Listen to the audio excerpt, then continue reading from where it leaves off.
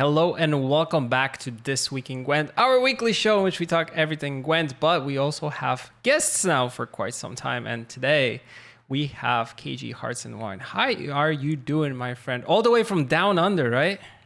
I'm doing fantastic. Very honored to be here for this moment. Really appreciate it. And hello to all the viewers. Yeah, I'm happy to have you because I've been watching your content for quite some time, and you've been on Twig multiple times. Maybe not you as you, but your content has been here throughout the streams because you've been creating a lot of deck techs and also a lot of videos that help players kind of learn the basics of the game, but also kind of get more in depth into everything. Gwent, archetypes, factions, all that stuff. So we'll get to that. We'll get to more stuff about you. I only have one news item that I need to share for today, which is, we have a fresh seasonal mode, Order in All Things, which is live since Tuesday, if I remember correctly. So the rules: at the start of the match, sort player's deck from highest to lowest provision. And yeah, that is something that you can check out. There will be more cool modes coming also next month. And we're almost done with August, meaning September is coming soon, and there will be an update coming out. It's going to be 10.9 if I'm not mistaken, and for that one we're going to probably have a really nice developer video coming very, very soon, because the update is on the 7th or the 5th, something like that. So it's like one of the early Tuesdays of the month, so I'm really, really excited for that one with the end of the season. So this is the 6th, actually, to be precise. So 10.9 launches on the 6th, and it's going to be a new meta, which means also new decks and new stuff coming out. So it's going to be really cool. Okay, so for those of you that do not know you, state your name and how you found out about Gwent the Witcher card game, because that's always what interests me the most. Yeah, well, most people know me as KG on YouTube, so that's the best way to refer to me, as I guess the easiest. My name's Kirill. The way I got into Gwent was, actually I have a brother who's been playing since beta, and he's kind of like a casual player, like comes back from time to time, checks out the game, and he was always bugging me. He's like, bro, you got to check out this game, Gwent. It's so cool. You got to play it. Because we've both started playing The Witcher 3 Wild Hunt together and learnt about Gwent from there. So I didn't pick up Gwent for a long time, though, even though he was bugging me so consistently, because I was always caught up doing uni. Yeah. So like I was just immersed every day doing like university, working, gym, sleep, repeat, like the same old stuff. I know how it is. And when uni subsided and I completed my degree, then I had all this time left over. And I was like, all right, I'll give this game a go. And I kid you not, ever since I picked it up, I've never stopped playing it. Nice. Like every day, man. And I used to follow guides back in the day from like Specimen Gwent. I learned to play Gwent a lot from him in particular. Yeah. I started off with a Monsters faction, got to Pro, and then when I got to Pro rank, I was like, hey, man, I'm good at this game. But I didn't know it was like so easy for people to reach Pro rank. And that kind of like enticed me to start content creating and stuff like that. So that's really cool. That's kind of how it all came together, from beginning of the game, content creating. That's sort of the path there. Really cool that your brother got you into it. I was like, when he did. Someone gets you into the game based off of their kind of passion for it. So they started off, they play it, and someone's like, hey, check this out. And that's also how I've gotten into a lot of games myself. Like someone who just recommended me something like, I know you like this type of game, check this title out and see what you feel about it. Absolutely. And I was like, yeah, and that's a good start. But in Witcher 3, I feel like Gwent was different, and beta Gwent was different, but now it's also like a different beast altogether. Do you remember what was the meta when you joined the game? It was like around before the Way of the Witcher expansion. So I don't know. I don't know exactly what it was like, but I know Kiltalis was dominating. Yeah, Kiltalis and was good I was then. watching. I was watching Specimen Gwent's Kiltalis deck guides, and that's kind of what I really got into with the Monsters faction, and I pretty much picked up Monsters as my top faction from there. So I don't know when that falls in the timeline of things, but yeah, it was around that time. So would you say monsters are your kind of go-to, Oh yeah, like the yeah, faction? 100%. Yeah. Oh yeah, all day, all day. What about when the season kind of resets and then people are trying to figure out the meta? Do you always like lean towards playing monsters mainly, or do you have like a faction that you kind of play because you know that, oh, last season it Mm. was good. This season hmm I'm gonna check like if some nerfs or tweaks happen, like I'm gonna play this, or do you try to just have like this one deck that you pretty much always go to at the beginning of the season? You know, well, like it's kind of evolved for me as I've spent time in the game and content creating and understood the game and how it operates, and learning about meta decks and optimal plays and whatnot. Mm-hmm. But to answer your question, the best way I go about it really is like I follow the patch notes Yeah. and and I have a look at what seems to be thriving and doing well, and then from there I'll consider developing decks based around what's most optimal, right, to be Mm-hmm. successful. I want to help people get better in the game. I want to teach them how to play the game, help them have fun too. So I think a really big part of that for me is like kind of trying to look into what will perform best each Mm-hmm. season and just going from there. And of course, like once I've covered that and then I have this extra time outside of like building decks to do with climbing, getting to pro rank, like then we look at meme decks and those kinds of things like later on. But Yeah. usually at the beginning of the season, it's all about business. Yeah. It's about getting sweaty, getting to pro rank quick, you know?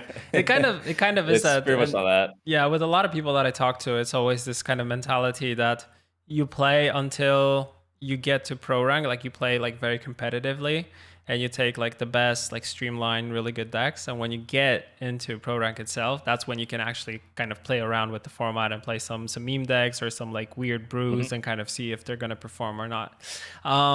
So at the moment when you got really good in the game and you were like, okay, I'm in pro rank, I'm doing good, I'm liking the way that I'm progressing. When was the moment that I wanna like pass on this knowledge to other people and create content out of it? Was it something that you just thought about like overnight, like, oh, let's just do videos and let's do that, or did you think like, you know, we'll try it, we'll see how it will be, and kind of we'll see how it takes off from there. Yeah, well, it's pretty much like I reached pro rank, and then I'm a person who's like real goal oriented, right? Like once I Hmm. achieve something, I'm looking for the next thing. So like I can pro rank, relate it's so like much. yeah, you know what I mean, man. It's like pro rank's the biggest rank in the game, right? It's like what do we Yeah. do next? Okay, maybe content creating is a good goal Hmm. because like I'm helping other people achieve high levels, get better as a player in the game too. So that was the point for me when I got into content creating. When I reached pro rank, I think I reached pro rank like 6 months into the game, Hmm. and it was really like just following some deck guides on YouTube and kind of experimenting a bit with a bit of knowledge I had back then. And as I got more used to the game, I picked up other factions, started investing deck guides into other factions, and then before you know it, I had such a good understanding of the game, like I could just have my hands on everything Yeah. and just like teach people about meme decks, serious climbing decks, like whatever. But I like to play like a lot of unorthodox things too sometimes. Not really limit myself to the meta and how things appear. I like to think outside the box. So yeah, Yeah. just keep like a creative mindset. And as a content creator, it's kind of different for me because I got to bring like entertainment to my guides. Yeah. I've got to bring different aspects. Like I can't just like play a meta deck repetitively for content. Hmm. You know what I mean? So there's a few different factors to consider there. Yeah, I think in content creation, you need to Yeah. like bring in variety all the time because you need to Mm. think about the fact that, okay, you might be a person that is playing one specific faction and is kind of known for, being kind of let's say the faction ambassador, although we don't have faction ambassadors anymore, but kind of is the go-to person for that specific faction and any variations, archetypes within the faction itself. But I feel like you need to kind of think about the fact that people that are going to be watching you are going to be people who want to play like all the factions. Like they don't want one specific one. They want to try a little bit of everything. But also like you kind of, bringing stuff which is a little bit off meta is also interesting because I feel like, when we have seasons in which, I don't know, like last season we had Renfrey, which was prevalent. There was another season in which people were complaining about Aaron died and stuff like that, that you need to bring something like, totally different in order to bring variety and also like bring the viewers. And I feel like, with the Yep. amount of content that you do, you bring in the viewers because like we were chatting before we went live.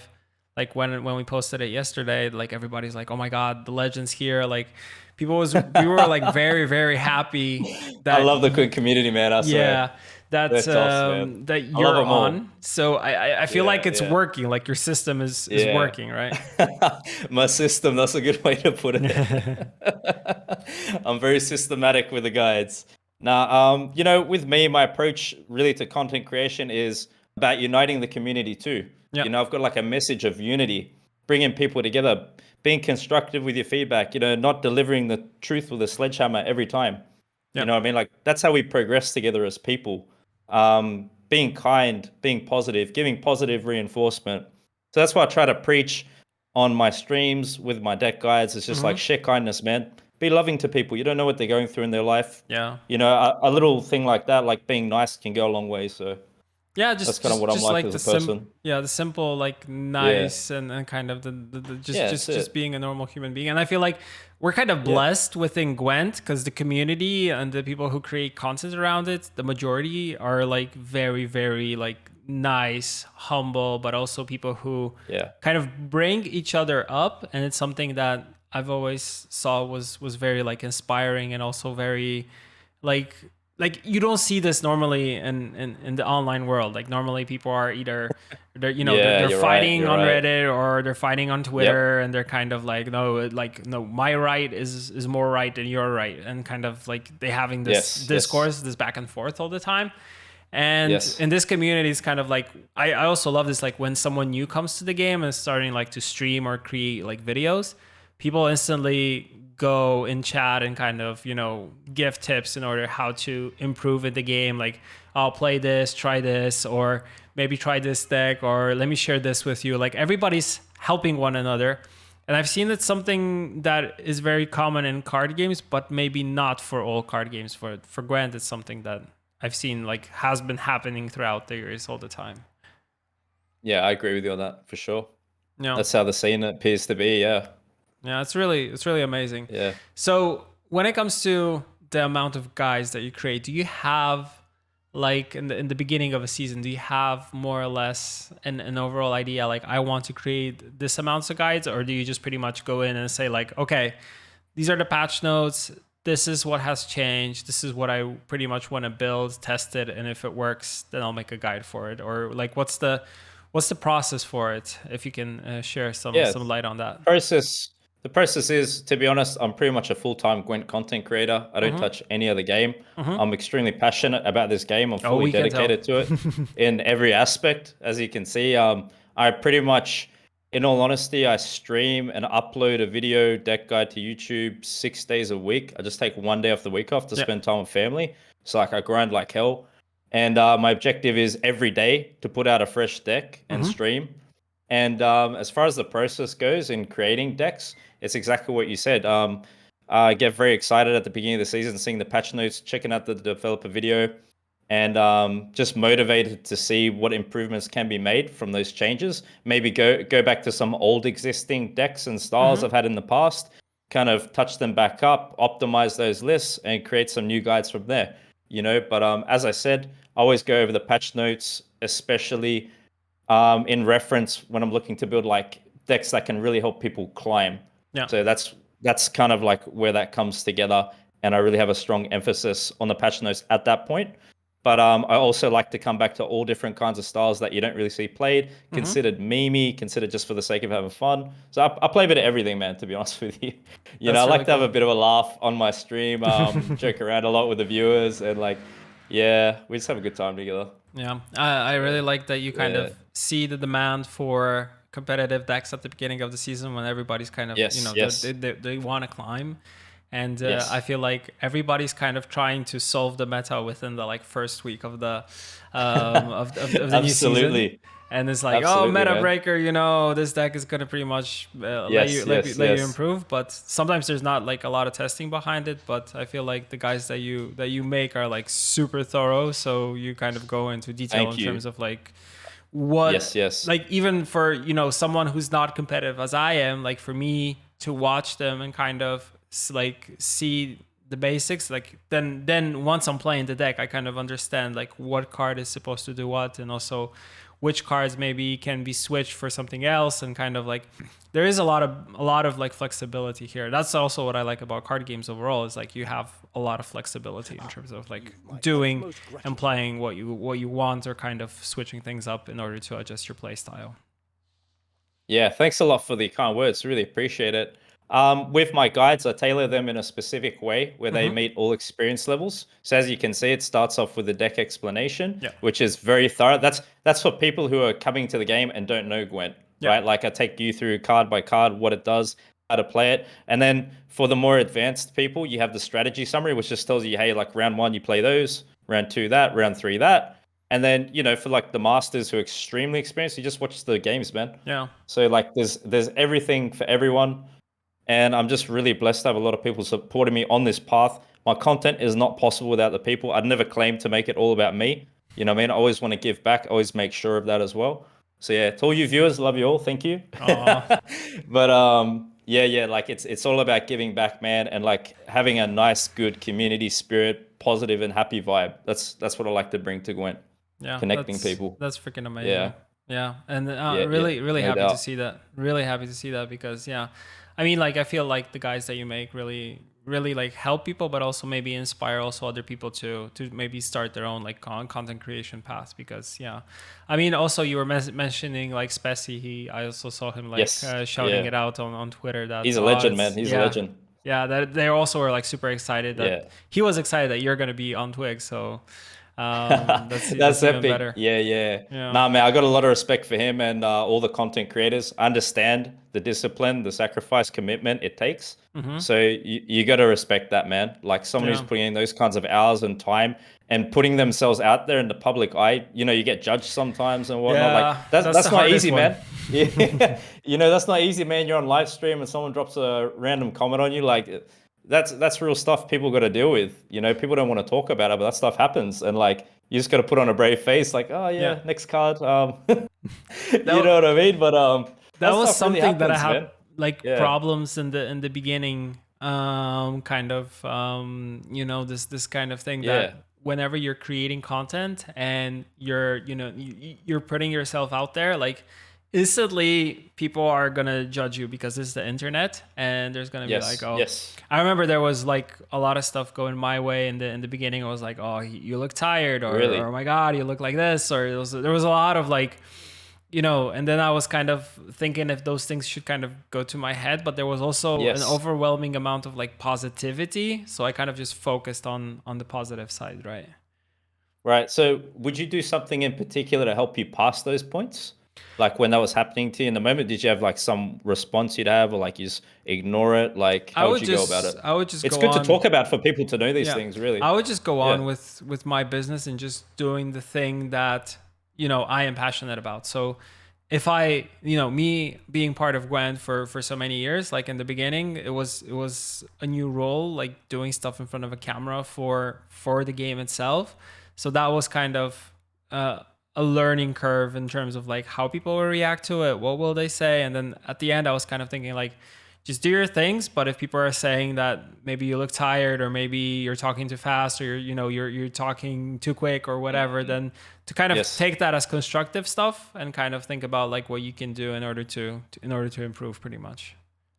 Wow, that's great, man. Good on you for that. Yeah. I think it's very important for us to remember, like, we don't really know who's commenting at that time. Yeah. Like, we don't know their age. Like, you don't know if they have some mental health, like, conditions, if they're under their influence and they've just gotten on and they just want to blurt something out. Like, there's so many different factors to take into consideration. And I think if we can remember those things, it can help us take it like less personally. Mm-hmm. If we can practice to understand the reasons why some things may be happening rather than to judge it or Yeah. react to it, that's the more healthy way for us to respond. Yeah. So I mean that's what I do anyway, man, to be honest. Like I just try to like give the benefit of the doubt and like be like, okay, maybe they're having a bad day and I'm just the target for the day, or Yeah. there's like a lot of different things to consider, and just take the higher moral ground too, like show Mm-hmm. people a positive response. You know, don't get sucked into that. Like someone gives you a negative comment and you go back on their level. Like we have to show people a better way too. Yeah, I feel like this also, But like, yeah, if you're being positive, you're kind of like, you with your positivity, you're kind of infecting the other people, and they are kind yes, of, yes, they're shifting the mentality to being more positive because they're like, okay, this person means well. It's no, there's no, like, ill intentions there or anything like that. So that means that, I don't have to feel like I need to build a wall around myself, that I can be also pretty much open about it. So yeah, that's really cool. hmm That's great that you've got that Yeah, way to deal with it though, man, because yeah. I think that's a really big one for a lot of people. And Hmm. especially when you're starting out and you're uncertain of yourself and your skills or ability in that new thing, you're like starting to stream a new game. Like Yeah, I think it can really stop people early if they're not it's like true. psychologically strong to kind of push at the right time. It's So yeah, that or it's good to raise burnout. awareness, man. It's that Yeah, or yeah, that's burnout, it. because I feel like a lot of people really have like a really cool intention, and they want to like start creating their own content, and they're very driven, but they kind of start off in a race in a way that, they're just sprinting like full on, full gas, and then they don't really take the time in order to kind of slow down from time to time, or just be mindful, or just, have a day or two off in which they kind of can spend time with family or spend time with friends or Right. whatever, by doing different things just to kind of like distance themselves. But, the beginnings are very, very hard in the beginning, like when you're Oh just yeah, starting off. Yeah. Yeah. absolutely. Um, do you have any favorite cards in the game, or any favorite characters that you kind of always gravitated towards to? It'll probably be monsters. I just love the monsters archetype, Mm-hmm. relics. I love playing relics in particular. Any of the monsters cards really. Deadlife High Vampire looks pretty sick. Yeah. I love playing Deathwish as well. He's got a pretty epic premium card. So yeah, but I just love the game, man. Love everything about it. I'm Mm-hmm. not really a judgmental person at all. Okay. You know what I mean? So I just like it. I have a hard time answering when people say, "What do you like?" The least, or Yeah. man, I'm just a person who accepts the game, man, as it is. Like I like it how it is. Keep making it even better. It's all good with me. You know what I mean? Like the developers of the game have an extremely hard job. So I mean, we're no one to judge, man. Yeah, the So designers, yeah, I feel like yeah, yeah, yeah. they always have it harder, because I feel like on a monthly basis they're being like judged under a microscope, and there are some months in which everything is fine, Yeah. but there are months that pretty Yes. much, Yeah. we know that mistakes are made, and then we try to go back and correct them, for the next update. But yeah, I feel like when you're working on the design of the game, like the designers are working very closely with us on the communication side, so we're also kind of like hmm talking on a weekly basis. Okay, this is, if there are concerns, these are what they are, and kind of they are coming back to us. Okay, these are the solutions that we can propose for that, but they also are kind of under a magnifying glass. And I also feel like, from like the game perspective and the design perspective within the studio itself, I feel like the mentality amongst designers also has kind of changed, in which they don't feel like they are being always judged in like a negative way, because people are just saying, "Oh, you guys, you don't know what you're doing," and stuff like that. Of course, there are Mm. comments like that, but there's also a lot of Yes, like of good course. constructive feedback that is coming in, and then they take that constructive feedback, and they process it, and they like clash it together with the data and the other stuff that we're doing on our hand, plus their own playtesting, and based off of that, kind of piece together like what the next update will be. Wow, man. It must be very hard for them, like you're saying, like to receive some like critical comments, Yeah. and they're working so hard, like day and night. I couldn't even imagine. Like that probably contributes to their mental burnout, like you said. So like, Yeah, it's it's really difficult. hard. You got to interpret those things a very safe and intelligent way, not to get affected Yeah. mentally. You know what I mean? Like you really got to check yourself. Like when you start your day and you're going through your feedbacks or comments, like you got to be ready, man. I think it's also To like, practice yeah. makes perfect in this case. Like you learn to distance yourself. I don't think that Yes. everybody has this amount of like something that you mentioned. Like, not a lot of people go like, oh, it is what it is.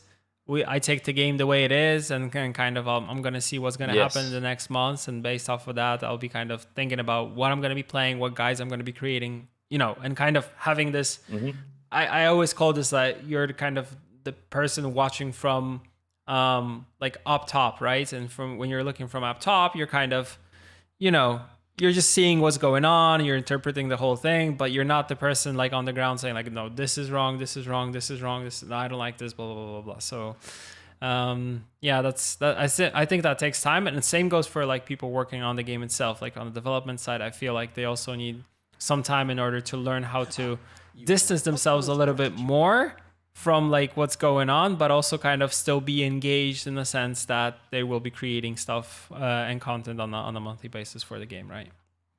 Yeah, good points. Yeah, Absolutely. You got to take time out to look after yourself too. Sometimes, like you said, spend time with family, whatever it is. Go to the gym, listen to music, unwind. Even just short breaks in your day help. exactly. So yeah, just good to raise awareness about it, man. But yeah, definitely from my side, I hope they know I appreciate all the work they do. Yeah.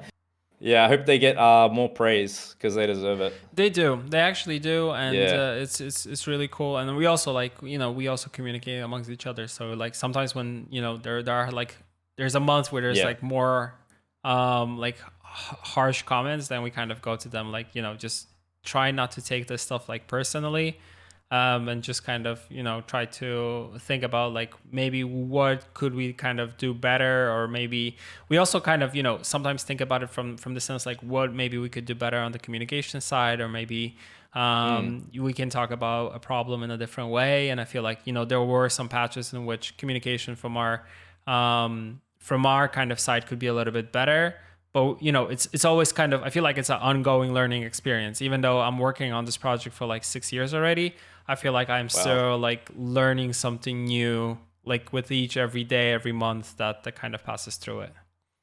Yeah, communication, like you said, is a very important thing. I think because people feel taken off guard sometimes if there's some changes made and it's not communicated in a clear and concise way. I think they feel left out, maybe. Yeah. From what I've seen, anyway, from comments and stuff. I'm pretty involved in the community. Like I'm on Mm-hmm. Reddit and everywhere too. So, but yeah, that's great that you guys are taking that approach, and Yeah. good that you're also so open to the feedback. Mm-hmm. I And mean, we have to. yeah, and it's taken in like a mature and professional way, Yeah. not just like people are complaining, being toxic. It's like maybe there are some good things to work on as well. Yeah. So that's great. Yeah, I think it's also this mentality that we had since the beginning of the project, that we kind of created Gwent as a standalone because like the community really wanted the game to come as a standalone from The Witcher 3 and be kind of its own being. Like I know the game has changed a lot throughout the years, but still like it was like in the beginning it was something that was driven by the community. So we need to be listening to the players that actually play in the game, and also like looking kind of how Vlad is managing the game, and kind of his approach, and Jason's approach before that was pretty much the same, like being open, talking about if something is working, if it's not working, not being afraid to actually talk about these things, and not just standing by and saying like this is what we decided, and the story, like, and the communication. Like I feel like that's always kind of like it's my way or the highway, and that never really works as a game developer, especially if you're talking about a multiplayer online game that thousands and thousands of people are playing. That you cannot be just saying like, okay, this is my idea for it, whatever you guys Yes. say, it doesn't matter, because this is not like we're carrying out like one artistic vision. Let's say this is we're when it comes to balance and card game balance and which cards are good and bad. I mean, everybody has an opinion about that. And it's so difficult to find balance. Like, man, we just know Oh that yeah. going season to season, like I'm sure there's always very good intentions, but see things slip through. There's like Yeah. extremely intelligent players who just know certain combos and they just come up with it. It's like, man, this is broke right away. You know what I mean? And it's So also the sample yeah, size, like it's the hard. sample It's size, hard, man. because even if you test within the designers, even if you test within PTRs, you only have like, let's say, a couple handfuls of people like doing it. And when you put something outside and it's live, then it's going to such a big like Yes, test that's group right. that Exactly, you don't exactly. know like what people will come up with. Like you said, there's Exactly, so many man. good players, and there's so many players that can come Yep. up with like crazy interactions within Yeah, decks and yeah, kind yeah. of put like weird things together, and then they make it work, and it's just incredible to see. And I feel like Mm. this kind of element of surprise and kind of like variety within decks and archetypes and stuff like that is something that your opponent doesn't expect a lot of times, and you're kind of like, oh, here's the element of surprise, kind of. They're like, oh, I was not expecting that. Yeah, like you said, I think the sample size, as you said, with testing different changes coming out, has a really big influence on that. Yeah. Because I'm sure there's just a certain number of you, as opposed to the whole Gwent community player base releasing some changes out there. You guys like couldn't possibly account for everything. Yeah. So it's good to have understanding both ways. Good to understand how that works on your side, Hmm. and then how that's impacted by the community's involvement too when Yeah. certain changes come out. I think it's good if there's an open understanding about that. So maybe it's made like smoother the transition when certain things come up. Yeah. Totally agreed. Yeah. One question that I had for you for sure also is, what does it really take to be a person that is able to like build decks? Because well, I kind of see like when it comes to card gaming overall, like there are people who are able to brew decks, make guides for them, and there are players who are more just like, I will kind of check what others are playing and I will take the best stuff and kind of play that, Mm, and then maybe do some small fine tuning in terms of like, one or two, three cards that they will kind of swap out for things that, they're playing, or maybe based on their experience and kind of the feel for the game that they have, that they will, just do some small fine tuning. But what does it actually take to, start from like a, blank white page and kind of like, okay, right. this is what I'm going to build? Honestly, there's many facets to that. I'd Mm-hmm. say experience is a massive one. Yeah. First of all, you have to understand the basic principles of the game. Um, like what goes into making a good deck consistency, having sufficient ways to access cards in the decks, sufficient thinning in your deck, understanding the faction you're utilizing, the strengths of that faction, synergies with the leader and the cards in the deck you're going for. There are so many minute things that go into it, and when you put them all together and you have an experienced player, they can just see those things and just like jump into the deck builder and go, yep, this works with that, and just make a deck fairly quickly. But for someone who's more so new to the game, that those concepts are very foreign and they take time to understand. It takes time to understand exactly how consistent you need a deck to be, how much Yeah. thinning to put into a deck. Just those minute things can impact the quality of a deck so much. Playing certain styles. So once again, starts from the ground up, understanding the game, gaining experience in playtime, understanding different interactions, and then learning how to optimize those parts of a deck, understanding how to make your deck as strong as possible according to the faction Mm-hmm. and kind of the archetype you're working with, and knowing the best tools you have possible as far as cards go, special cards, artifacts, etc. Yeah. Yeah. So it's like it's a really big picture if you look at it at the end of the day, whole size of things. Yeah, I also feel like if you're Yeah. starting off in the beginning, it's good to learn from someone that is more experienced in terms of like just saying like what are the type of decks that are possible within a faction and archetypes, and kind of based off of the content that you see online, kind of start creating your own stuff. I know it's more time consuming than just, taking the best deck, which is like like there's a lot of teams that do like just a tier list, like the tier 1, tier 2, tier 3 Yes. and stuff Yes. like Yes. that. And based off of Yep. that, kind of players are kind of judging, okay, this month I'm going to play this mainly because I want to climb. But then once they do that, they're like, okay, I need some variety in my life, so I will just, mix it up a little bit. But yeah, I feel like it's very hard to get to that moment because it takes a lot of work in the beginning, Mm-hmm. like learning the Oh yeah. cards, replaying Yep. things. Like I even sometimes am surprised in a way in which I can utilize the same card in different scenarios in different ways. That is always something that for me is like, Yeah, that's oh, right. that's an eye opener. Like I did not think that this card can be used in that way. Yeah, and one thing to consider, like, think about yourself, man. Like, from the time you first started playing till now, you've got like a subconscious experience to rely on. You could just see cards, and you're already thinking 3 steps ahead. What could possibly work with it?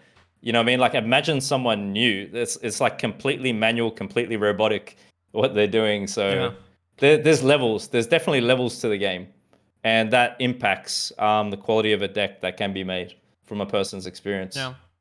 Yeah, that Yeah. always is something that is quite interesting because you kind of think that, you can play a specific deck in like a specific way. Like you can teach yourself, okay, first round I play this, then next I play this and Yes. this and this and that. But the interesting about card games is that it's not like one, like, well, I would say like chess, but chess still has a lot of like small minute kind of changes in between and complications Hmm. depending on what your opponent is doing, but still you are the person that is reactive to what's happening on the board and what your opponent is kind of doing. So you can never just be stuck to your own way in terms of like Yep. playing this and that, because you might play an engine and then the engine gets removed and you're like, oh, what Yes. am I Yeah. gonna do now? Like I'm stuck, Yeah, right? yeah. I know what you mean. I know what you mean. Yeah. There's Yeah. like more solitaire styles of play.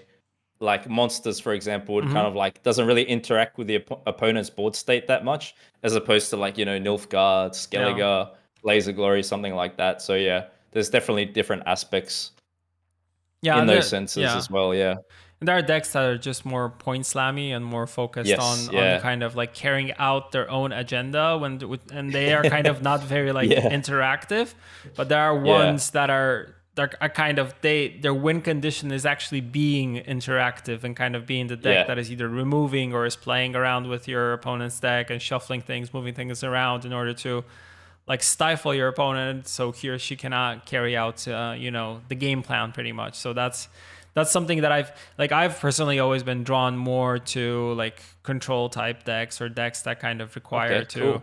to kind of go around and kind of be sneaky and kind of do, Right. do do weird stuff instead of just being the point slammy deck. Although, like I remember, like back in the beta days, I would still play like Arca's Queen, like consume monster, because All right. it was fun to see like once you had engines set up, the whole thing kind of just going off like crazy. So, what would your go-to faction be as It's far as control? Like, I mean, I love Scoia'tael, but I feel like there's okay, there's kind of less and less. I mean, there are some like control possibilities there, yeah, but I feel there like is. Nilfgaard is more towards that like full on control and Yeah. kind of playing around with what your opponent is gonna do. So it's kind of like a guilty pleasure type of deck, and also I feel like Syndicate also has that element to it, like Oh yeah. yeah, control-y, but Syndicate's also very it's like very big yeah. brain. Oh yeah, that's true. Syndicate's really aggressive at this time. The line pockets poison Yeah, that's yeah, going yeah, around. It's actually quite strong, man. yeah, I'm having a bit of a hard time dealing with that. yeah. There might be some Yeah, it's a good changes to list. that, so I heard. Leaks, leaks. Yeah, always. Yeah, Yeah. that's great, man. So, what are your overall like impressions when it comes to the current meta, like post Renfree The stuff, current which meta, I yep. which I know people were Oh, like not very happy about. yeah, it's exceptionally different. Definitely a massive change because you can just see that objectively by the reduced amount of rent-free matchups Mm-hmm. that we're experiencing. So there's a lot less rent-free that I'm seeing myself. But I would say it feels pretty strong still with vampires, the Regis Reborn combination. Yeah, Utilizing rent-free in that way is like really yeah, it's strong, really man. good. I think sometimes the only way to deal with that combo is to really bleed it out in round two if you're versing that kind of a list. Mm-hmm. The diversity has been pretty good, pretty enjoyable for myself. I think Knights have been really strong this Yeah, season and Harmony as well, but Knights in particular, especially with the change to that Warfare yeah, card. they It got now they got pulls a the little Knight bit of out. buffs. Yeah. Yeah, yeah, yeah. So I've been recommending Knight decks to a lot of people when they're asking to climb back to Pro and that kind of stuff this season. I agree. So Like yeah. it's a really good Mm. go-to right now, and it's a really Yeah, it is, good. man. It's if you want something solid, it's one of those solid ones. But also, like I think you mentioned line pockets and syndicate. I think Yes, that's yes. also It's really strong something too. that Like you the want. double golden necker play with Yeah, yeah, Alyssa. yeah, yeah, yeah. Exactly. Oh man, It's that's really good. that pops off too, man. Yeah, like Yeah, yeah, crazy. that's great.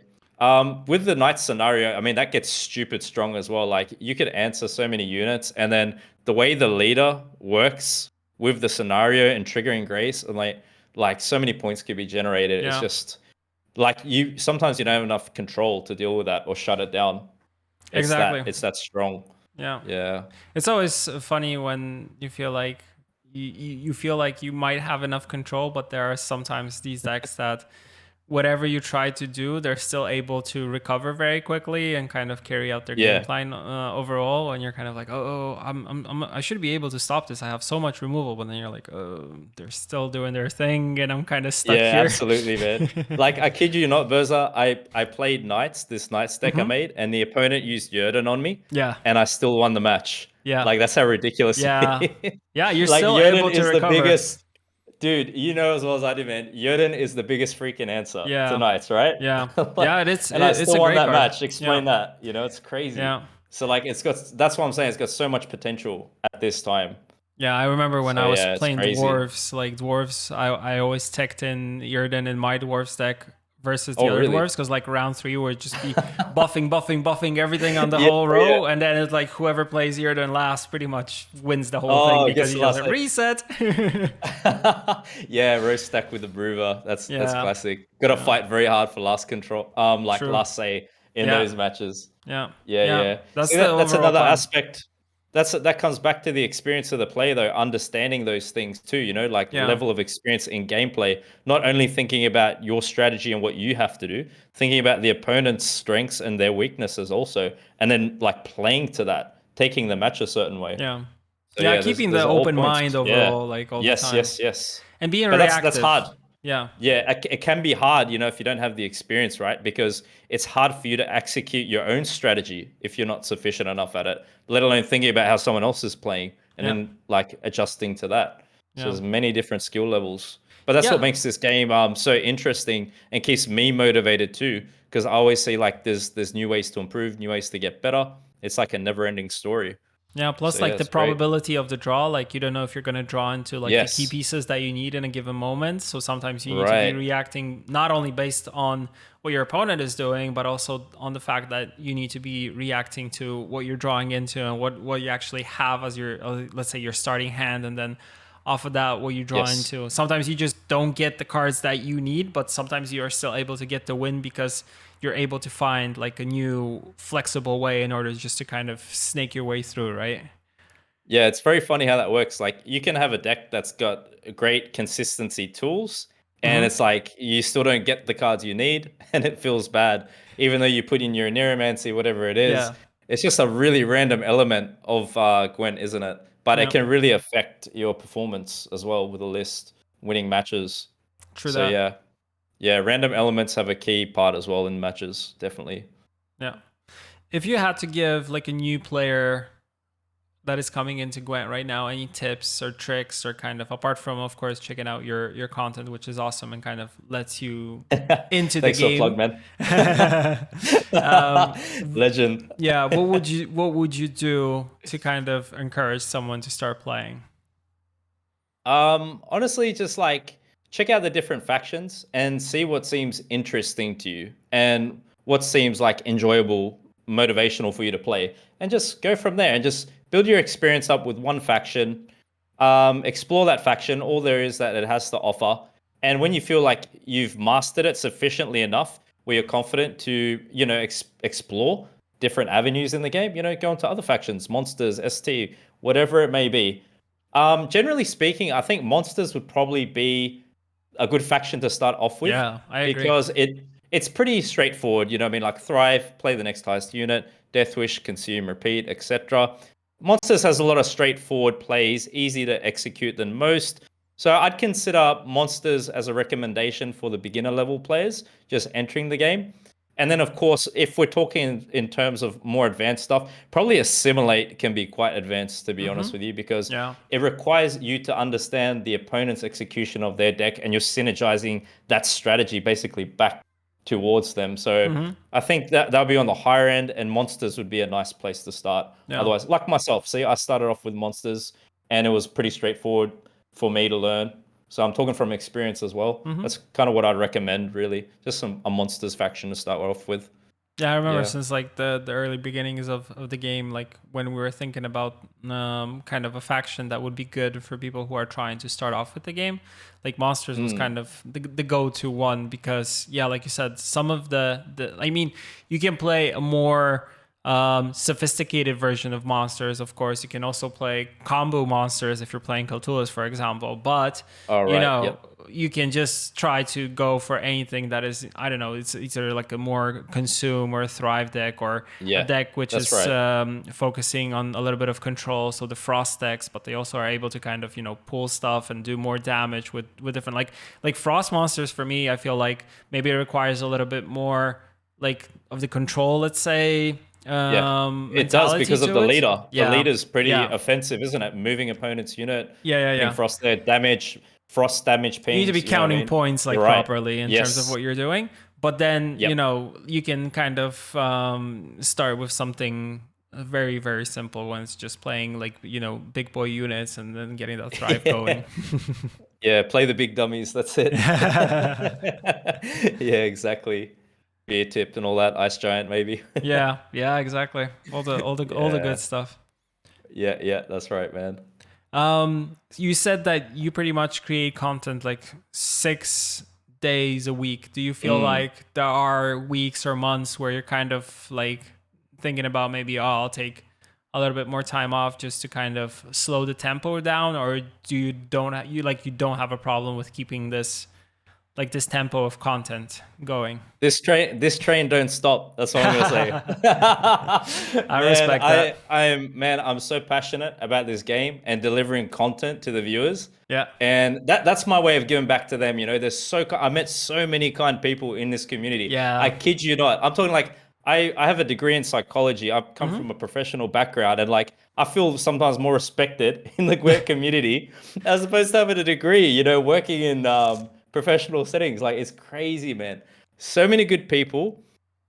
Their loyalty to me, I return to them. Hmm. They motivate me so much. That's why I keep doing what I do every day. I'm so pumped to just get a new deck guide out, stream on Twitch, chat with the viewers.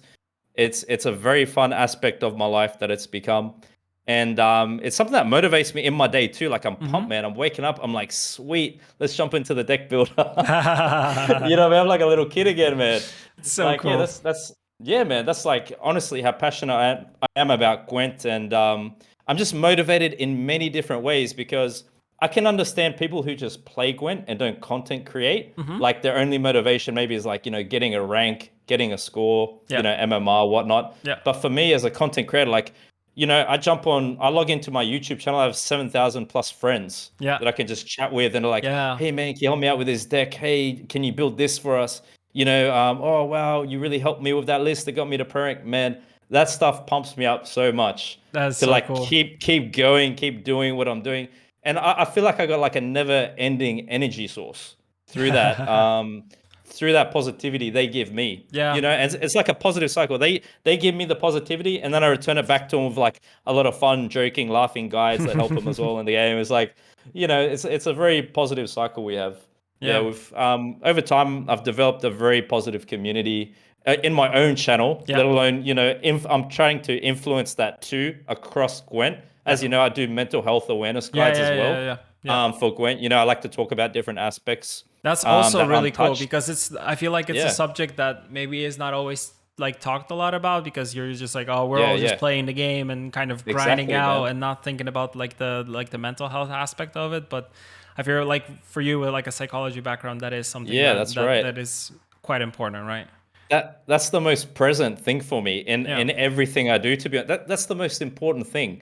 What's It's more important than me doing a deck guide. It's more important for me to help you with your mental health than it is for me to teach you about the game. Hmm. Honestly, that's how I look at it. But the amazing thing is I'm at a position where I can integrate, my education, my experience in mental health. And when I'm talking with my viewers on stream, they share personal things with me. Maybe they message me on Discord, "Hey, I'm going through this." Yeah. And it's like incredible, man. I've learned like so many things people have gone through, and I've helped them in their personal life through That's Gwent. incredible. So That's people have incredible. to. I know, man. That's huge. Like I want people to understand. Like it's become more than a game for me. You know what I mean? Like I'm helping people in their life. What's more important than that? The most important thing you can do is give back to people. Forget about like thinking about yourself and selfishness. Give back, help others, boost them up, man. That's the right way to live and be. And I'm in a blessed position because I've got so many people who've contributed to my growing following on YouTube with 7,000 plus subscribers. My Twitch is growing, and like it's just so good, man. We're just sharing so much positivity and helping one another in different ways.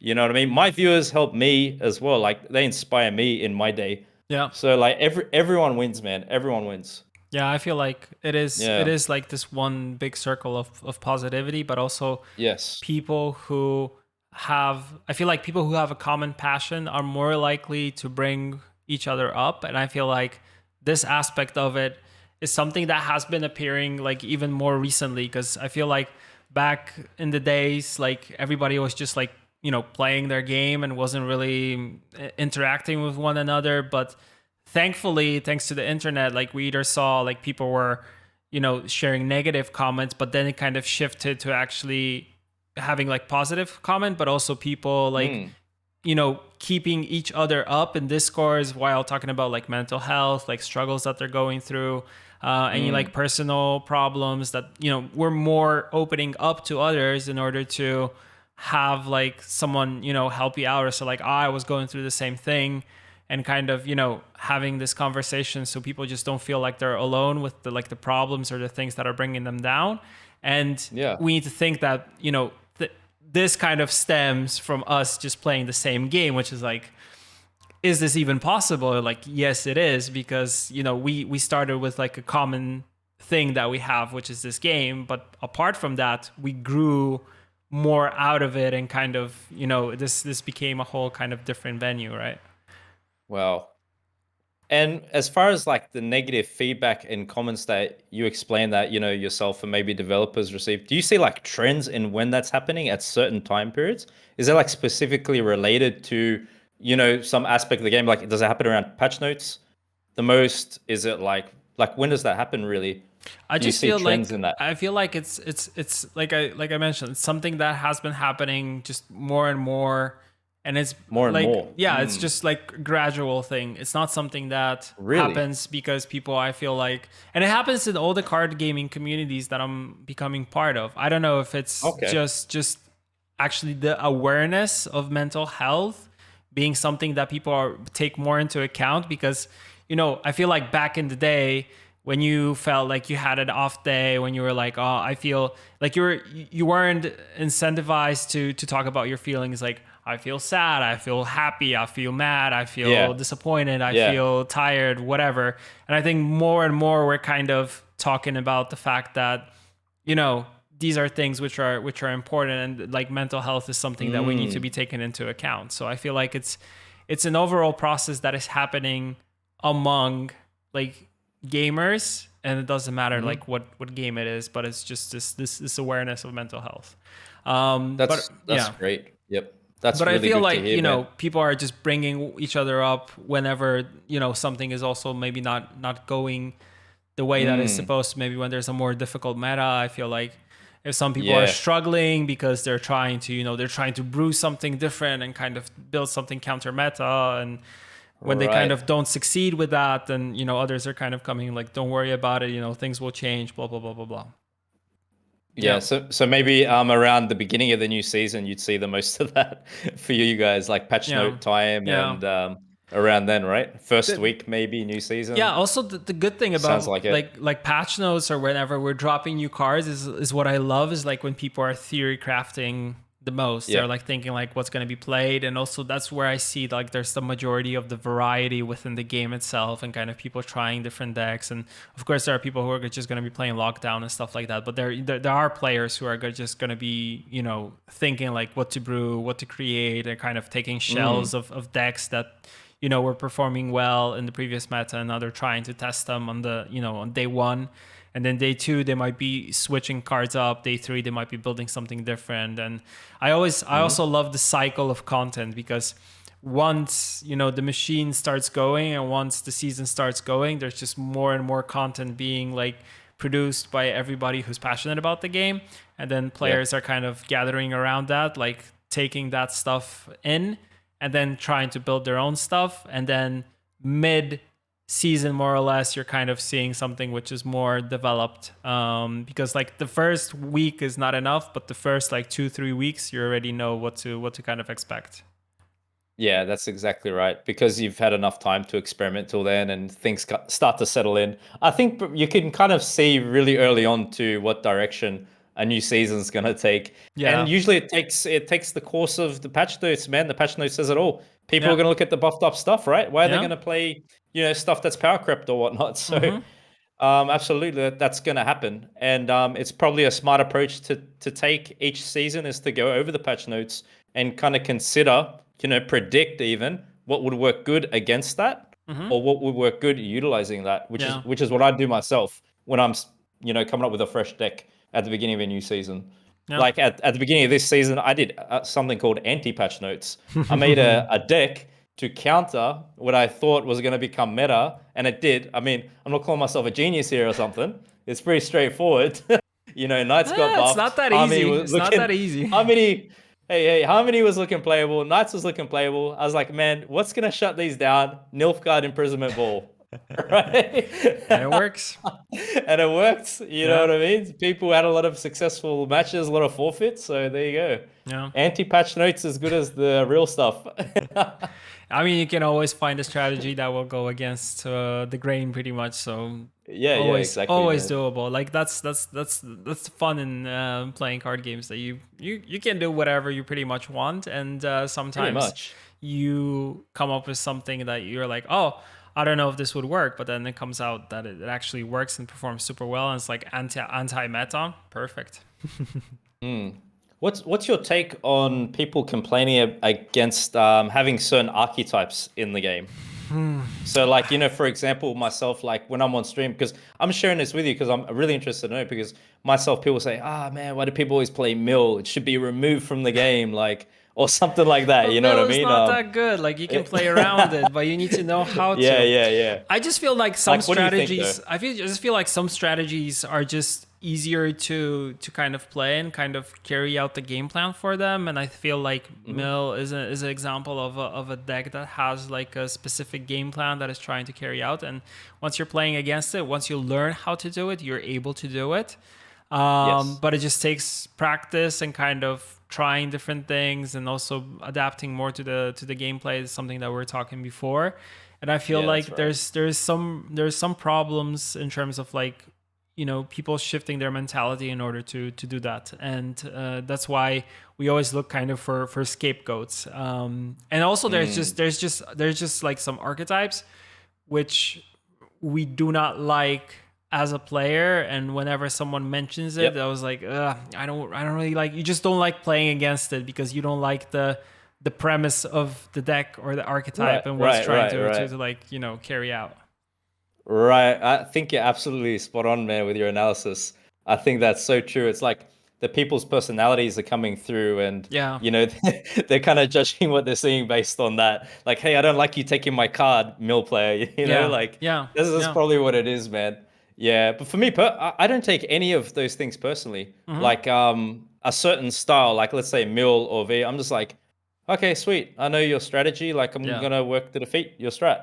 It's like another match for me. yeah. You know what I mean? It's interesting to see how people respond differently. Not saying anything about that, of course. Everyone's entitled, feel they feel, say what they want.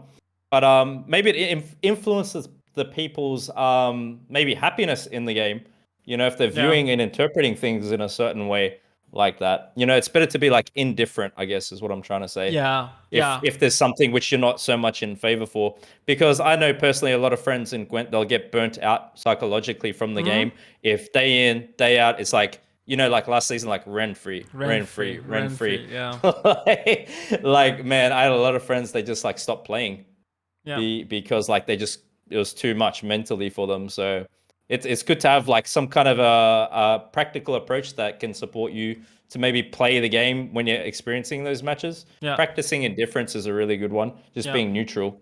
You know what I mean? Yeah, that or just Yeah. trying to do different things, and if you can't beat them, just join them maybe, and kind of Is uh, there any style you haven't played yourself in the game, or have you played everything like at this point? I mean, I try to differentiate between what I'm playing. Like I try to at least, or if I'm Right. not if I'm not myself playing it, I just love like watching other people like stream the game or create content for it. So I just love just consuming their Right. content and kind of seeing like what they're playing and how they're playing it in order to Hmm. learn from it and kind of see like the possibilities. I also like whenever we're doing any like esports tournament, like if it's an open, if it's a qualifier or masters or whatever, I always like to listen in to the casters, like analyzing decks and kind of doing the kind of the analysis just before the cast itself. So kind of seeing like this person brought this, they brought that, they're targeting this, or they have a variation of a deck which normally plays this, but they have this in order to counter that. So it's kind of like I like this whole like thought process aspects and all this kind of things that kind of go into the creative process of it instead of just trying to play something by myself, which I feel like might be like I know Oh, I right. have I some of see. the experience throughout the years and Yeah. kind of seeing things change, but also things change so many times that I'm sometimes surprised that a card does something because I kind of remember what it used to do before, and you kind of have like that old Yeah. knowledge somewhere there, but it kind of comes Yeah. back, Yeah. and it's like it's a Yeah. lot of Yeah. things Yeah. to process at once. So yeah, but I like to see like what's going on within like all the factions at once and kind of Wow, that's great, man. yeah, and I like what's So you got seeing. like a real eclectic. You got like an eclectic approach to the game. You just like touch everything, like play all the different factions and styles. Yeah, I Really. feel like yeah, but it always kind of gravitate towards playing Control, like you said, right? control or Nilfgaard just or control, just or or no more, mainly just like Scoia'tael, just playing any oh, variation of really? Scoia'tael, Oh, which I is see. really really good at a given time in a Mm. given season or meta, and kind of trying that. But there's also like some days that I just want to play, I don't know, like focus more on the elves aspect, or kind of go more into dwarves. Like dwarves were good for quite some time, so that was the deck that I was playing. That I was maybe changing some things based on what was happening on the Right. meta. But I kind of Right. felt like elves had the last couple months, there were like elves were doing quite well, and kind of also the Man, and hybrid the hybrid like dwarves elves, that was yes. also something that I like Oh, enjoyed yeah. playing. Yeah, Yeah, yeah, yeah. I mean, there was some changes to a few of the dwarf cards that yeah, impacted that I one agree. you're talking about. Yeah, Honestly, the bandit style elf swarm that's out and about is pretty strong this that's pretty season. good. Yeah. With free company, like it's like a Mm-hmm. double Isengrim kind of play. Yeah, Like, man, that that's is really good. really solid. Yeah. Yeah, with Simlas waylays, that's a pain to Yeah, verse. I Simless don't and play it Waylace myself. is good. Yeah, but I mean, smashed by it a few times, so I can Yeah. comment through experience. Yeah. Yeah. Yeah, I feel Yeah, like it's a good one. NR is maybe something Yeah. that I don't play as much. Skellige is something that I kind of always liked. I still remember the good old days of like Skellige discard and stuff like that. But also like Wow. the self wound options, those are cool. But yeah, just trying to kind of see a little bit what's happening. I also really enjoyed the last like Skellige like rain decks. Those were also Oh yeah. in the last open we saw a couple of those, and it's a very interesting kind of type of deck with a little bit of control in it. So it's fun. It's fun. What do you think after the change to Melusine with the Doom status? How it Uh, works is different. yeah, I feel like maybe it's Not as effective not as anymore. Yeah. effective, but still strong nevertheless. Yeah, Can be. yeah, Yeah. I know people try to tech in different aspects like, purify. hmm, yeah, Even in some rent-free decks, I see them drop a yeah, pellet of yeah, purify rent-free. I'm like, man, that's wild. I yeah. never expect it, but it happens, man. I mean, Like we said, you people are can very try. intelligent. Yeah, people are Yeah, people intelligent are and very intelligent. creative. Yes, Creative. yes. Yeah. Which is what we love the most. Yeah. Yeah, creativity in Absolutely. card games is like the number one thing, because without Oh creativity yeah. and actually something that you mentioned, like sometimes making just like meme decks or some janky decks Yeah. and actually seeing them perform and go off is just I freaking know. amazing. Yeah. It's hilarious. At the moment, I've been having the biggest laugh on my streams because I keep coming up. I don't know whose deck this is, man. Maybe you can enlighten me. Hmm. It's a Shoop Redea list with Troll Porter, Snowdrop, Reckless Flurry leader. That And was like, I'm something like, that keeps on coming back, kind of, because I've seen like Shupra Dea was a thing for a couple of months actually, but it kind of came back recently a little bit stronger, right? I'm so surprised how effective this deck is. So, I'm rolling in it with like Blaze of Glory, like solid brute force strength for Yeah. these warriors.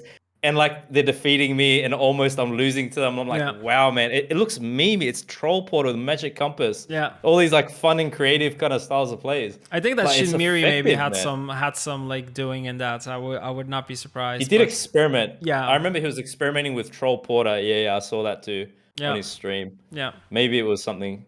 Maybe someone in chat there can tell you now. I don't know. Yeah, I saw Baron Grimswald saying that Shinmiri most recently, so Oh, right, right. I guess that confirms it.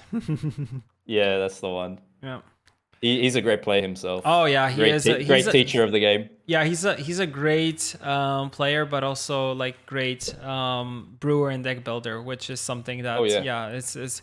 I feel like it's very hard to be the type of person that kind of comes in fresh into a meta and starts creating things from scratch, or starts creating things based off of the patch notes. I feel like it takes a lot of like big brain and kind of mind capacity to kind of like imagine these things. Because for me, when I learn to play something, I kind of learn it by trial and error, by playing it and kind of seeing what the outcome is, and based off of that, I am That's able wise. That's good. to remember like how I played it, if I played it properly, or if I made a mistake, or maybe this is actually going to be better if I play it this before that, or maybe my sequencing's off, or maybe I need to be, adjusting less to my game plan, being more reactive to what my opponent is doing, and kind of based off of trial and error. I feel like you're Right. learning and learning and learning. It's hard for me just to kind of imagine these interactions. I need to be kind of like on Oh, the I see. ground, like doing the steps in order to kind of see if this is going as the way I would want it, or maybe I should be changing something. That's a wise approach. And you just take like a fresh deck like that straight out into ranked matches, or I like do. do you I use like a actually do. bot, or like No, I yeah, you just actually, take it like that. I I do just that go. too myself, to be Yeah. honest. Because the reason I do that is I want to see in reality what would Yeah. occur. Like really dealing with people who are serious about defeating you, playing optimally. Yeah. Like the bots can't really execute that. You know Yeah, what I because mean? What's your take? What's your take on that yourself? I feel like you need to try it with someone, like you said, who is more engaged, like Mm, more engaged in a sense that that person is trying to actually like beat you, because AI is more or less predictable, and once you also yep. kind of understand more or less how it works, you're able to beat it like very easily. And when you're climbing up, and especially like when you get above rank 4 and then 3, 2, 1, and then when you're almost hitting to pro, that is kind of where is the try true and testing of a deck, that kind of Yes. it goes Yes. through its like paces and is being checked if it's actually good enough or not. And Yeah. that is where the learning process kind of happens, right? Right, I agree with you, man. Rank 3 to 1 is sweaty, isn't it? Yeah. Like, or I should say rank 3 to pro, like getting to pro from rank 3, reset at the beginning of the season is like full on. Yeah. Yeah. It is so competitive, man. But yeah, that's a great approach you have. And then how long would it take you, do you think, to optimize a deck? Like, so you've tested how many games do you think? Like, do you have a certain number of games, or does it take like time? Do you need to give it a few days? Like, how do you go about that, figuring I've out when it's I've like ready? Is that like a vibe you feel about it? Like when it's set and done, or I feel like it's a process. I mean, it's very hard. There are yeah. some decks that you can kind of like shell out more or less what you want from them quicker, but there are ones that will require more time and more testing from you and a bigger sample size. I always think about like sample size. Like, okay, That's smart. if I played the deck only 10 times, then what were my opponents also? What was I playing against? Was it like a variety, or was I playing pretty much against the same thing? And Mm, if I'm facing something different, will this game plan kind of carry out or make sense? So I feel like you need to be going back and kind of seeing from like a broad perspective. Okay, does this make sense, or should I maybe tech for things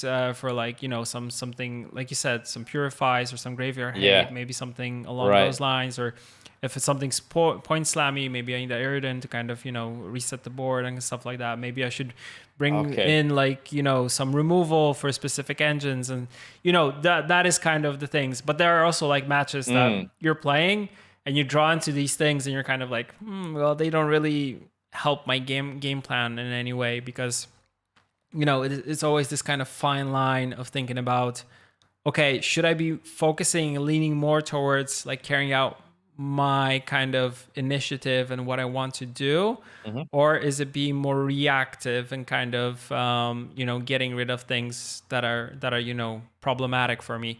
And I feel like the more you play and the more you test, you're able to see kind of the different decks and kind of the different archetypes that you're playing against, like which ones are affecting you in which way and what you should be taking into your deck. And it needs to be in such a way universal enough so that you can also use it and it doesn't like bring down your game plan or kind of what you're trying to achieve in a given match. Yeah. Right. So it sounds like you kind of observe the meta Yeah. and you deck build. Like, yeah, I mean that's the right thing to do if you're Yeah. concerned with climbing and ranking, right? Like, Yeah. yeah, that's the right thing to do. If you're memeing, it's a whole different topic. You do whatever you want, man. Yeah. But yeah, that's exactly what you need to do. Definitely add certain cards according to what's prevalent out there. Maybe you need more reset stuff, spores teched into your deck. Yeah. Graveyard Spores are really attacks cool. with Squirrel. Yeah. Yeah, exactly. So that's a wise approach you got Yeah. for sure. Yeah, I remember there was a version that Piable was playing some time ago where he would Yeah, take in spores for elves, and when you had Alyssa that lets you kind of put the card back in your deck, he would put it back in order to reuse it with Simless, for example. So I really like these really. kind of I really like these kind of Wow.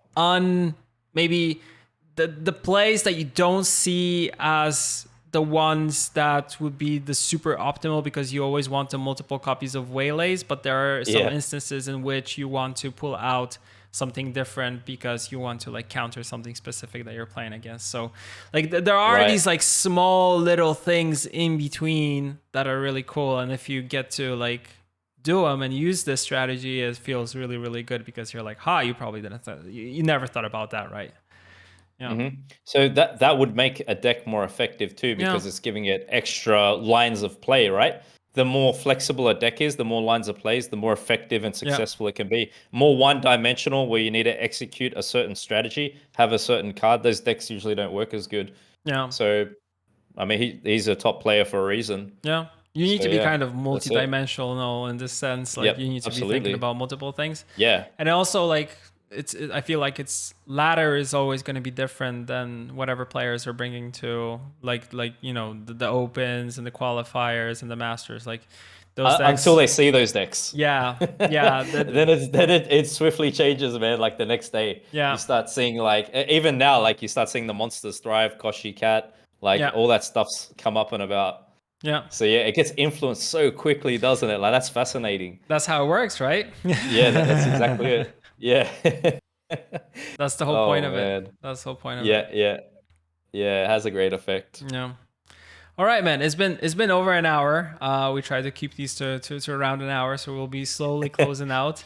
Someone That's is fine. also asking in chat, like, what hour is in your country? I think it's after 1 a.m. It's exactly and precisely 1:16 a.m. 1:16. Yeah, that's what I thought. Yeah, But so it's not a that's problem. a I'm very long glad night to for be you. here. Yes. It is, but it's worth it. I Yeah. love being here. Where can people find you and your content? That's the most important thing. Sure. So best place to go is check me out on YouTube, KG, capital K, capital G. If you go on there, you'll see links to my Twitter. I'm on Reddit. I have my own Discord. I've got a number of different links. That's the best place to go, really, my YouTube channel. Yeah. So yeah, best place to find me. Awesome stuff. Awesome. Thank you for taking the time. It was a really really insightful talk, and especially I like talking about balance. I also really like the part of the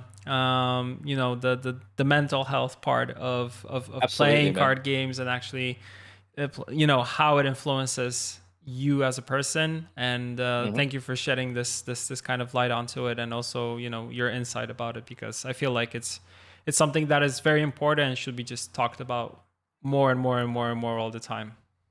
Absolutely. Really appreciate you having me on here. Thanks a lot for your time. Really respect the hard work you do Thank yourself you. in the community. I see that. I hope you get the praise you deserve, man. You're a great person and you really deserve it, because I see your hard work. So keep grinding, keep doing your thing. Thank you. Keep enjoying those long bike rides. Stay healthy. And Will do. yeah, and to the viewers, thanks so much for your support. Really appreciate it. Love you all. Thank you. Yeah. Thank you, man. I want to just give it back. I really appreciate the amount of content that you've been creating for the community, and also by just, you know, sharing this positivity and kind of taking it and taking the positivity that you get and just give it back to the community. I feel like it just creates this one nice, big, wholesome family that is part of Gwent, which I'm very thankful for. My pleasure, man. Love to do it. Love to be a Yeah. part of it. Awesome. Take care, man. Thank you, Thank you. everybody, for All right. watching. And yeah, see you on YouTube, because this will be also on YouTube. Yep. Peace Bye-bye. out. See ya. Take care.